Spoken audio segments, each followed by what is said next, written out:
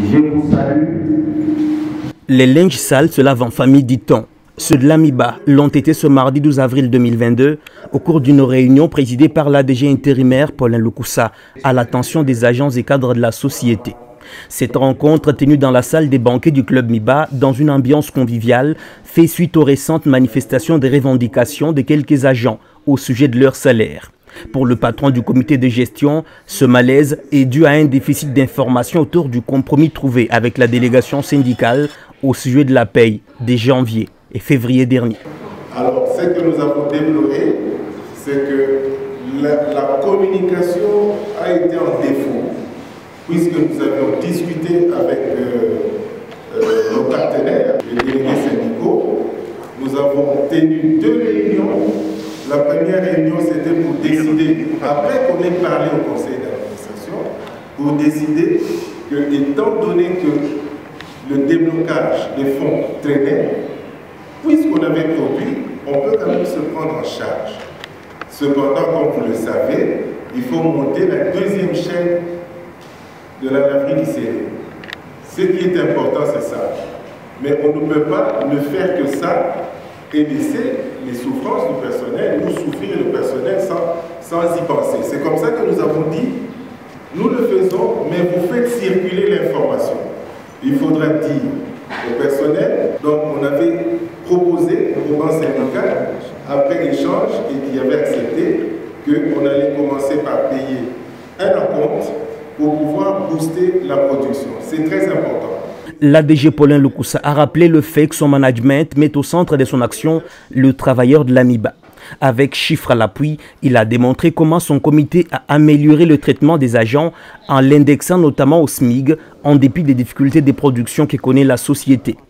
À cela, il faut ajouter le paiement progressif des arriérés des cotisations sociales pour soulager la misère des retraités. Comme vous le savez, dans notre politique, depuis que nous sommes là, tous ceux qui sont partis à la retraite dans les conditions que vous savez, donc ils n'ont jamais touché les décomptes finaux, on était en train de retenir les cotisations sociales à verser à la CNSS, mais qui étaient minorées et qui n'étaient même pas versées.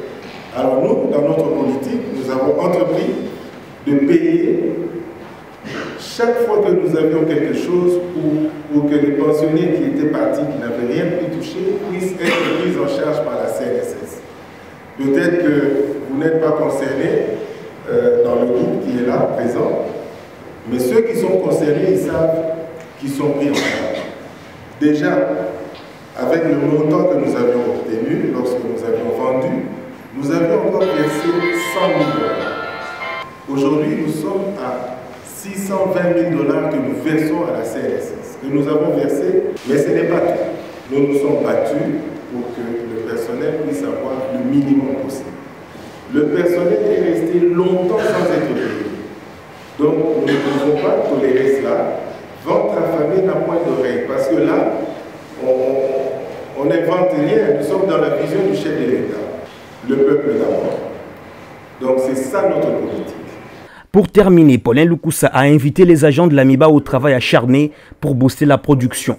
Il les a aussi exhortés à barrer la route aux semeurs de troubles, dont l'objectif est d'empêcher le décollage de la société à travers des campagnes de désinformation et de démobilisation des potentiels investisseurs. L'initiative de cette réunion a été saluée par les agents MIBA dans leur ensemble. Febatar Ntumba, président de la délégation syndicale, appelle lui aussi ses collègues à la paix et à la mort du travail bien fait. Nous avons apprécié cette rencontre du fait que l'ADG s'est exprimé en père de la famille. Il ignore qu'il y avait un peu de pépin au sein de l'entreprise, mais pour bien les aplanir, il fallait qu'il fasse ce qu'il a fait. Et nous remercions, au nom même du personnel, nous remercions le comité de gestion pour avoir tourné la page. Après plusieurs années de chaos généralisé, les agents de l'Amiba voient peu à peu une lueur d'espoir grâce au plan de relance concocté par le comité de gestion Paulin Loukoussa, qui espère lever les capitaux auprès de l'État, des investisseurs privés ou même grâce à la production locale. C'est en présence du ministre provincial du Travail et Prévoyance sociale et de l'inspecteur provincial du Travail que cette rencontre s'est déroulée. C'est réuni